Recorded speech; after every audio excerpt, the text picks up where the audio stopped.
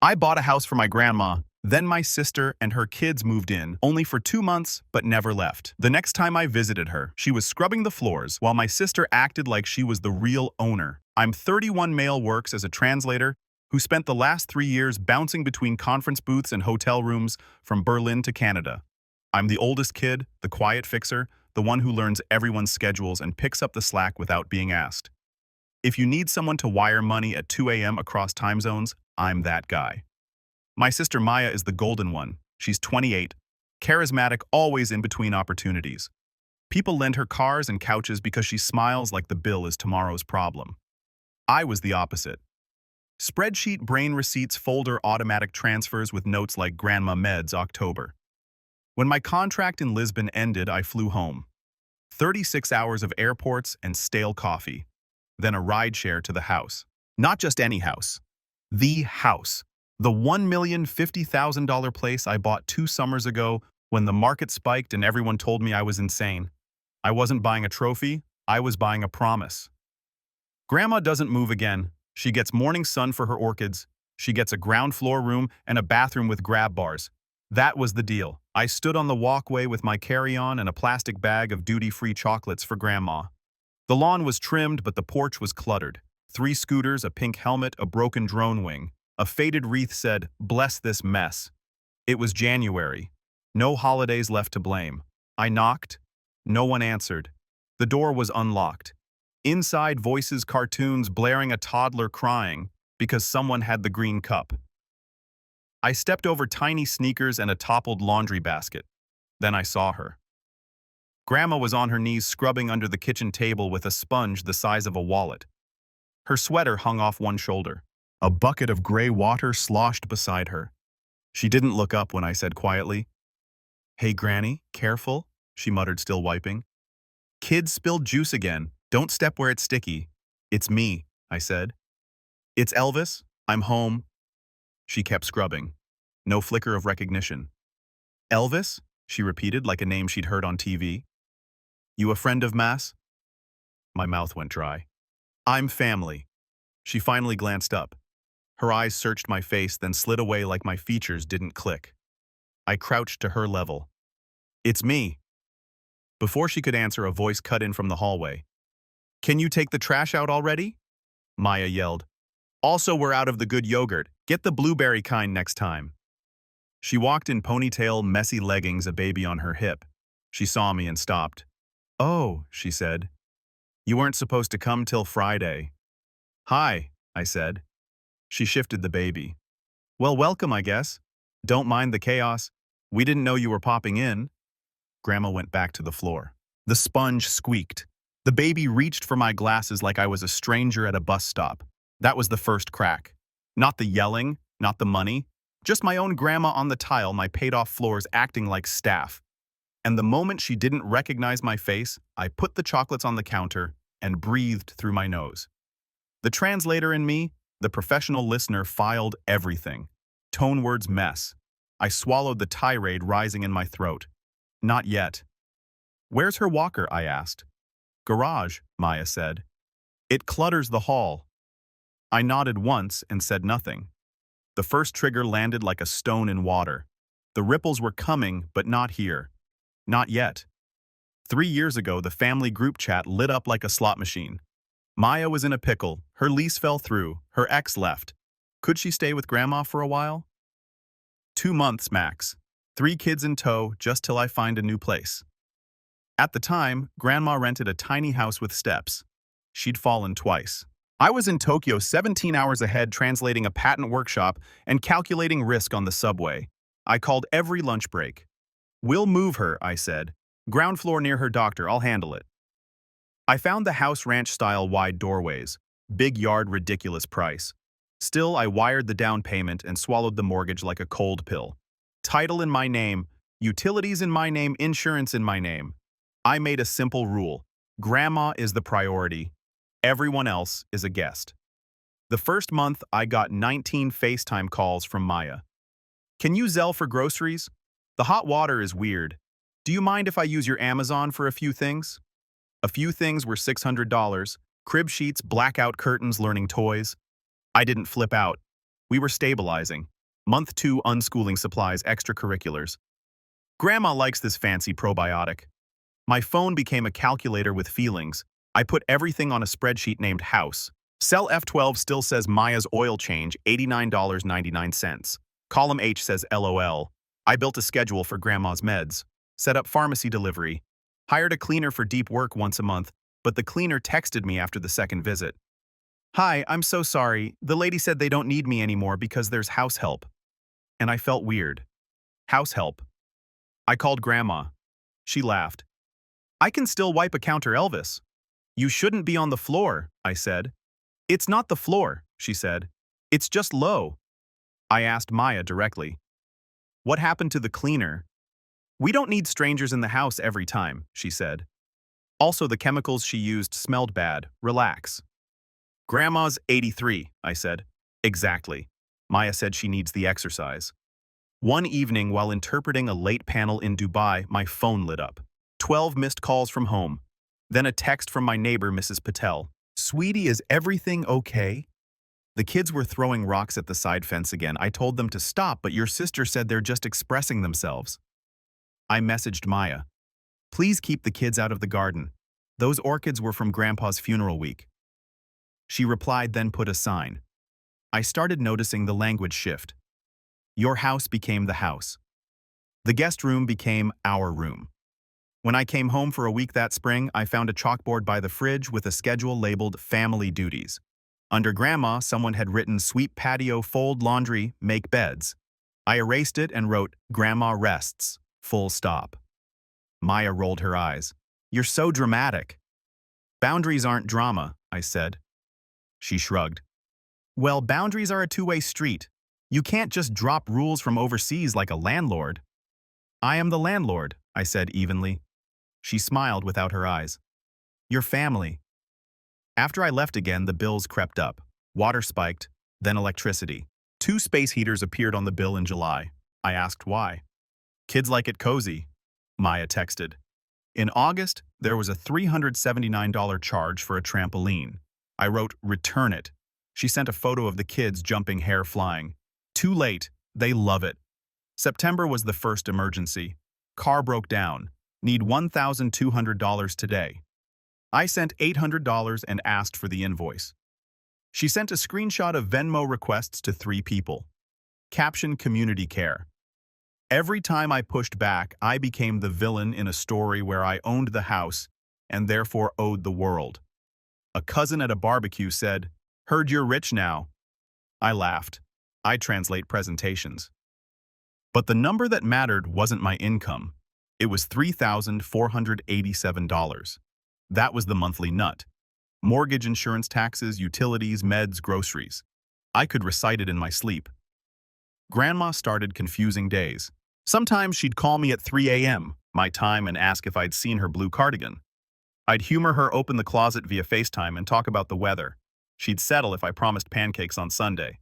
Then last fall, I got a message from the HOA about a complaint. Domestics doing yard work during quiet hours. Domestics, we didn't have staff. We had Grandma. I asked Maya again directly. "Who is cleaning?" "Grandma likes to keep busy. She said it makes her feel useful." "She is useful," I said. "Her existence is useful. That's enough." Maya didn't reply.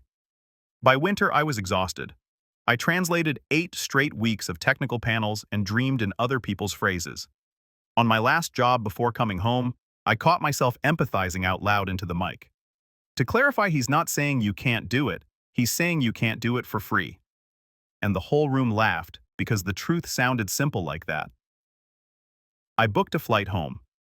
I didn't tell Maya the exact day. I wanted to see the texture of the house without edits. I wanted to see if my fear was a story or a fact. And that's how I walked into my kitchen and found my grandmother on her knees with a sponge and my sister calling me "you" like I wasn't me. "Why is her walker in the garage?" I asked again. "Steady." Maya shifted the baby to the other hip. "Because she uses the counters," she said. "We're minimizing clutter. Chill." "Where is she sleeping?" I asked. "In the office." "The office doesn't have the hospital bed." "I said it does now," she said. "We swapped rooms because the kids needed the bigger one." Grandma looked up. I like the office, she offered, like a kid telling a teacher the assignment was fun. You like the window, I said. You don't like the narrow doorway. Maya snorted. He comes in once a year and wants to rearrange our whole life. Our, I repeated. She caught herself. Grandma's life, she said. Too late. A boy ran in full speed, socks sliding on the floor, and crashed into my shin. Ow, he said, offended like I'd stubbed him. Where's the respect? Grandma said mildly, wiping at a phantom spot. I dropped my bag, walked to the garage, and found the walker behind a stack of bins labeled My Keep. I brought it in. This stays, I said. Maya watched me. You're making a scene. I looked at her. I haven't started. She lifted her chin.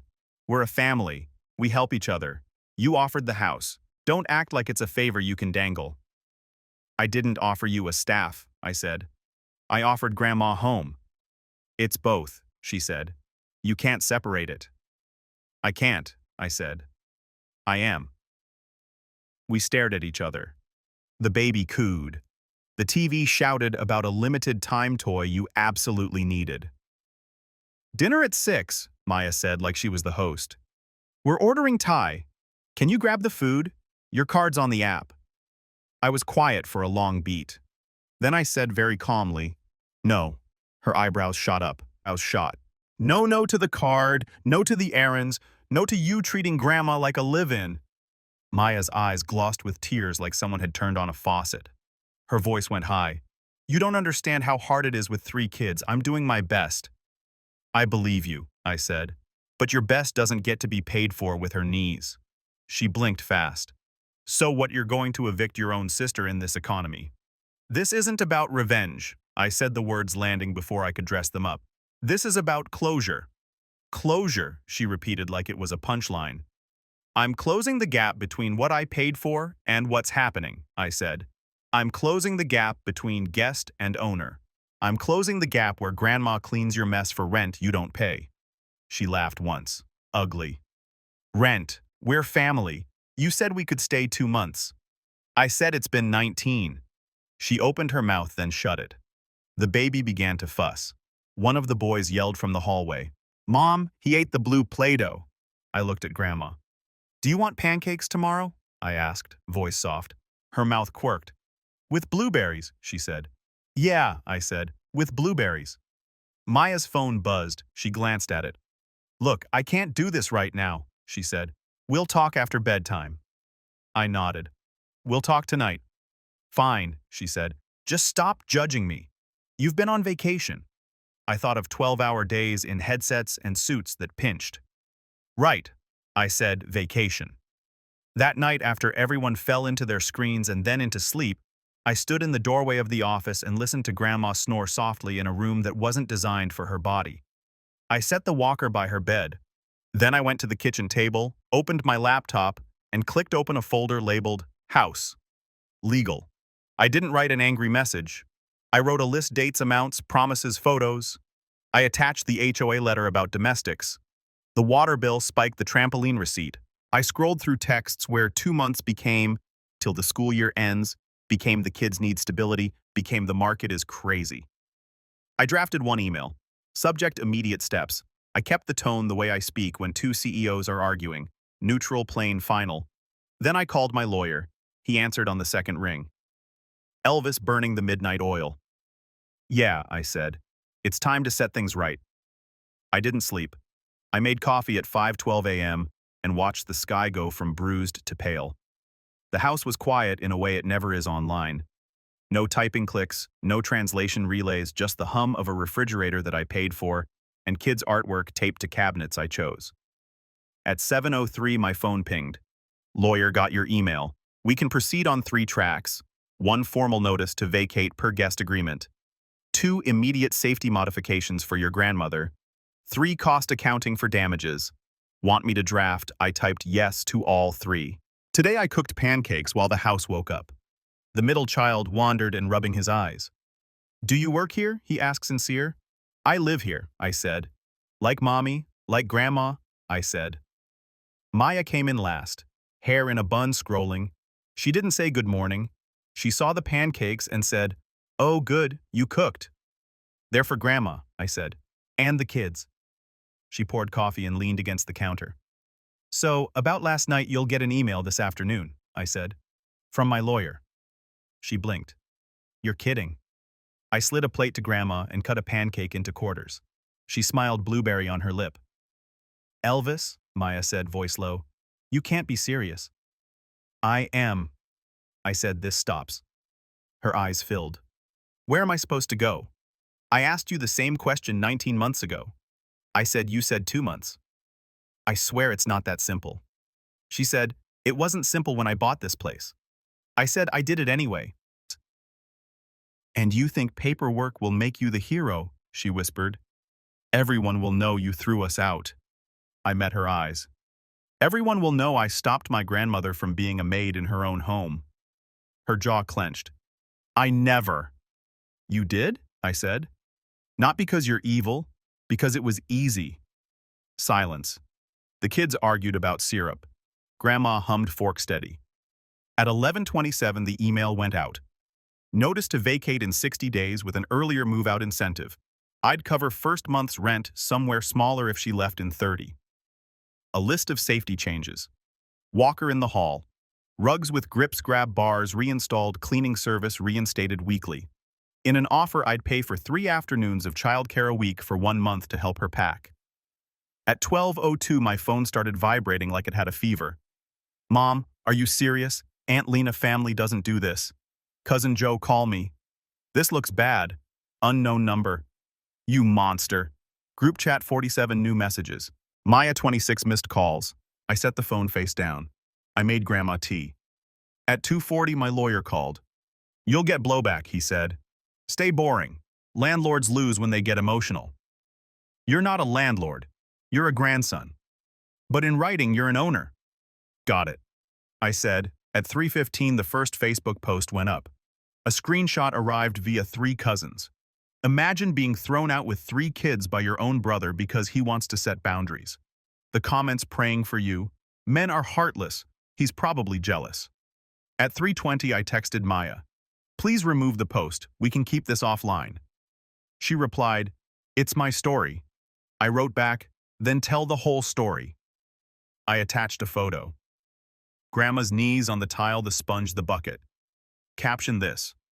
No response. Day 2. My mother showed up with a casserole-like weaponry. She stood in the doorway and said, "You won't actually put them on the street." "No," I said. "I offered to pay for first month in childcare." "You're making Maya look like a bad mother." She said, "She's not a bad mother." I said, "She made a bad situation permanent." "You promised to support family." She said, "I promised to support Grandma." I said, "She's part of family." My mother said, "She's the reason we have the word." I said, my mother sighed. Heavy, disappointed, the sigh I grew up under. "You think you're better because you have money now." She said, "I don't think I'm better." I said, "I think I'm done." Day 5. The locks got serviced, not changed. Serviced. The locksmith adjusted the sticky back door and replaced a loose strike plate. I sent Maya the receipt and a note. Safety. Day 7. The cleaner came back. She texted me a photo of fresh towels rolled like little hotels and wrote, "She smiled so big today." Day 9, I moved Grandma back to the big bedroom. "Is this okay?" I asked. She patted my cheek. "My bones already said thank you." And she said that night Maya cornered me in the hall. "I found an apartment," she said. "It's small. I'll pay first month." I said, "And the deposit?" She said. "And the deposit," I said. She swallowed. "You're really doing this," she said like it was finally dawning. "Yeah," I said. "I am." She stared at me. "You changed." "I translated storms for 3 years," I said. "I learned how to say no in 6 languages. Turns out, I needed it in 1. She looked at the carpet, then at me. "Are you happy?" she asked like it was a trick. "No," I said. "Not happy, but clear." Day 16. Movers came. The kids wash boxes like TV. Maya labeled with a Sharpie and a shaking hand. I loaded the heaviest things. At one point she said, "Thank you." so quietly I wouldn't have heard if I was anyone else. Day 19. Grandma sat on the patio with a blanket over her knees and said, "I thought I lost you when you left." "You didn't," I said. "I got loud." She squinted at me. "You were always loud," she said. "Just not with your mouth." We both laughed. On day 27, Maya handed me her keys. She cried in the driveway. I didn't hug her first. I let her decide. She did. It was awkward and wet and real. That night, the house felt enormous. I did the thing you do after a breakup. I walked room to room, not to gloat, but to reset. I opened windows. I threw away 100 broken crayons. I patched 2 holes where a dartboard had been. I found the chalkboard schedule and erased it fully. Then I wrote, "Big Grandma Nap Tea Walk Phone Elvis." I put a new photo up in the hallway. Grandma and me on the porch, both of us in sunglasses, her orchids behind us. The caption in my head said, "She knows me." And the phone, it kept lighting up. 74 missed calls one day, then 19, then 8, then 2. The silence after was not peace. It was a consequence. I let it be. People think closure is dramatic. A slam a door. For me, it was a rhythm. Meds at 9, tea at 2. Every Tuesday, pancakes. Every Thursday, we walked to the mailbox. And she told me stories I'd heard 100 times like they were new. I never corrected the details. What did it matter if it was her sister or her cousin who danced with the jazz musician in 1962? The point was her smile. One afternoon, I sat with her on the porch and explained what I had done in simple words. I told Maya she couldn't live here anymore, I said, because you are not the help. This is your house. She nodded. I like the big room, she said. And the grab bars. I laughed. Me too. Maya texts sometimes. Photos of the kids in a living room that looks like a starter kit, the kind of place where you begin again. She always adds a line. They miss you. I answer when I have capacity. I show the kids how to plant cilantro in a pot. I say no to requests that smell like the old days. I say yes to birthday cake. Mom still thinks I should have handled it quietly. She sends long messages about compassion. I reply with logistics. Grandma's appointment is at 10:30. Can you drive? Sometimes she does. Mostly she sends articles. A neighbor saw me pushing Grandma's walker down the block and said, "I heard there was family drama." I said there was. He said, "You did what you had to." I said, "I did what I promised." The moral isn't that I won. There was no scoreboard, no courtroom monologue, no triumphant soundtrack. The moral is that boundaries are love with a spine. I wrote a check for a house, but that wasn't the gift. The gift was refusing to let a promise warp into a job description for an old woman with soft hands and a sharp tongue who taught me that saying no is not cruelty, it's care. I used to think my role was translator. Make messy feelings polite, make demands sound reasonable, make my own needs sound optional. Now I translate for one person, only myself. Here's the sentence that finally landed in my mouth without stuttering. I will not fund my own erasure. I won't bankroll chaos to keep the peace. I won't confuse silence with loyalty.